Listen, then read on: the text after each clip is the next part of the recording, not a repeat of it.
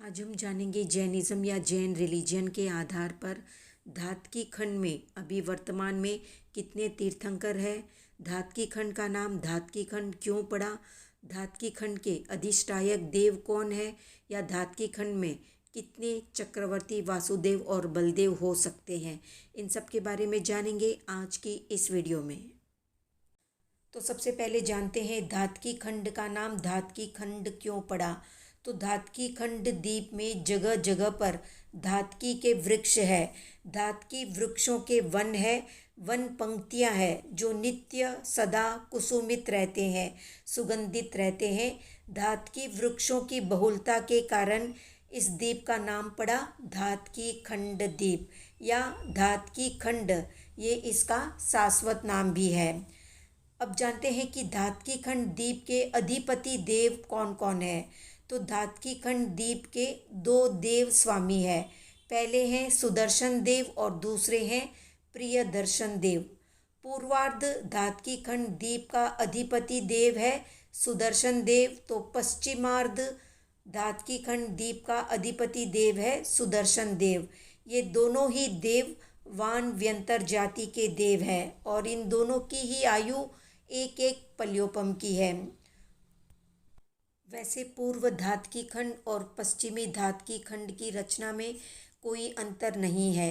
क्षेत्र, पर्वत, नदियाँ, द्रह, कूट आदि सब समान है।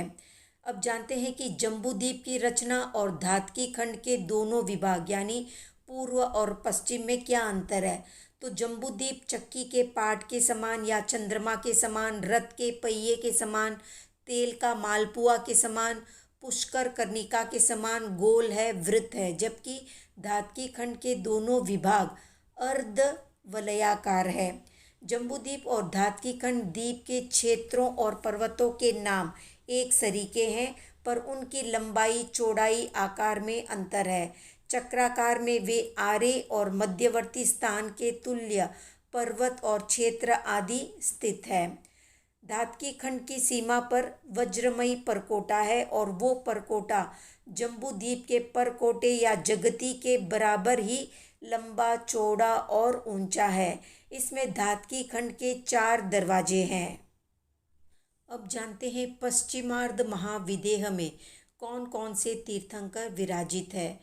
तो पश्चिमार्ध धातकी खंड के महाविदेह में भी 32 विजयी क्षेत्र है, जिसमें 8वीं पुष्कलावती विजय में सुरप्रभु स्वामी जी यानी 9वें विहरमान भगवान विराज रहे हैं। तो 25वीं वप्र विजय में विशालधर स्वामी जी यानी 10वें विहरमान तीर्थंकर भगवान विराज रहे हैं। 9वीं वत्स विजय में वज्रधर स्वामी जी यानी 11वें विहरमान विराज रहे हैं। तो 24वीं नलिनावती विजय में चंद्रानंद स्वामी जी यानी 12वें विहरमान जी विहार कर रहे हैं। तो ये 4 तीर्थंकर भगवान विचरणशील है वहाँ पर।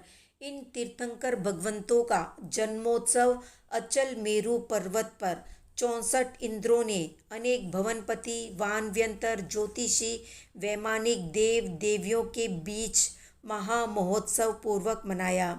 सुरप्रभु स्वामी जी का जन्म महोत्सव पांडुशिला के उत्तरी सिंहासन पर किया गया, तो वज्रधर स्वामी का जन्मोत्सव पांडुशिला के दक्षिणी सिंहासन पर किया गया।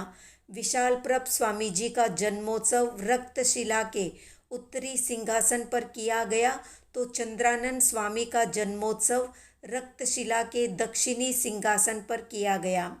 भरत क्षेत्र के तीर्थंकरों का पांडुक वन शिलावर्ती सिंहासन पर जन्मोत्सव किया गया, तो एरावत क्षेत्र के तीर्थंकरों का रक्त कंबल शिलावती सिंहासन पर जन्मोत्सव मनाया गया। इन चारों तीर्थंकर भगवान में प्रत्येक तीर्थंकर भगवान के सानिध्य में 2-2 करोड़ केवली, 100 करोड़ साधु, 100 करोड़ साध्वियाँ विचरणशील है और यहाँ पर चातुर्याम धर्म यानी 4 महाव्रतों का पालन होता है। यहाँ पर महाविदेह क्षेत्र में यानी धातकी खंड महाविदेह क्षेत्र में उत्सर्पिणी और अवसर्पिणी काल नहीं होता, सदा अवस्थित काल रहता है यानी एक समान काल रहता है। भरत क्षेत्र के चौथे आर्य जैसा व्यवहार चलता है। प्रत्येक महाविदेह में 32 विजयी होते हैं। इन सभी में तीर्थंकर होते हैं तो 32 तीर्थंकर हो जाते हैं और एक भरत एक एरावत में इस प्रकार 34 तीर्थंकर पूर्वार्ध धातकी खंड के और इसी प्रकार पश्चिमार्ध धातकी खंड में भी 24 तीर्थंकर होने से 68 तीर्थंकर होते हैं। ये तीर्थंकरों की उत्कृष्ट संख्या है। जगन्य प्रमाण में 8 तीर्थंकर होते हैं धातकी खंड में। जब भरत एरावत क्षेत्र में भी तीर्थंकर नहीं होते हैं और केवल प्रत्येक महाविदेह में 4 तीर्थंकर होते हैं, उस समय कुल मिलाकर 8 तीर्थंकर होते हैं। जैसे कि अभी वर्तमान समय में धातकी खंड में 8 तीर्थंकर भगवान विचरणशील है।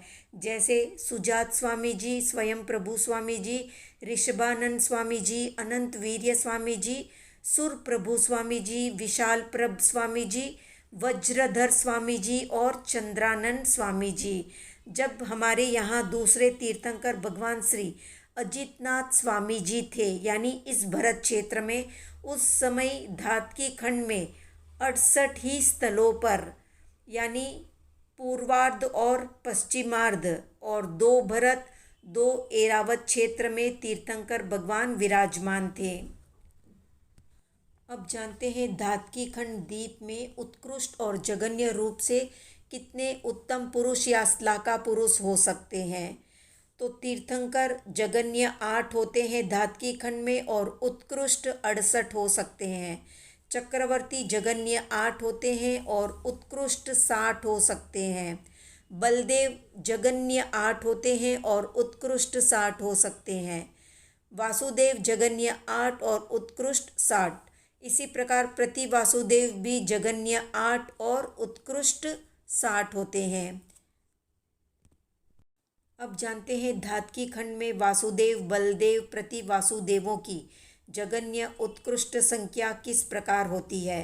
तो जिस समय एक एक महाविदेह में 28 चक्रवर्ती होते हैं, उस समय शेष 4 विजयों में वासुदेव होने से 4 और 4 8 वासुदेव होते हैं, यानी पूर्वार्ध और पश्चिमार्ध मिलाकर।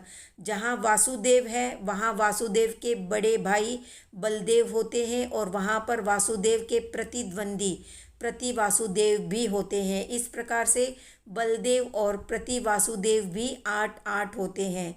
जिस समय एक एक महाविदेह में 4 चक्रवर्ती होते हैं, उस समय शेष 28 विजयों में वासुदेव बलदेव होते हैं। उस समय भरत और एरावत में भी एक एक वासुदेव बलदेव होने से 30 हो जाते हैं। इस प्रकार पूरे धातकी खंड में 30 पूर्वार्ध के और 30 पश्चिमार्ध के, यानी 60 वासुदेव 60 बलदेव और 60 प्रति वासुदेव होते हैं।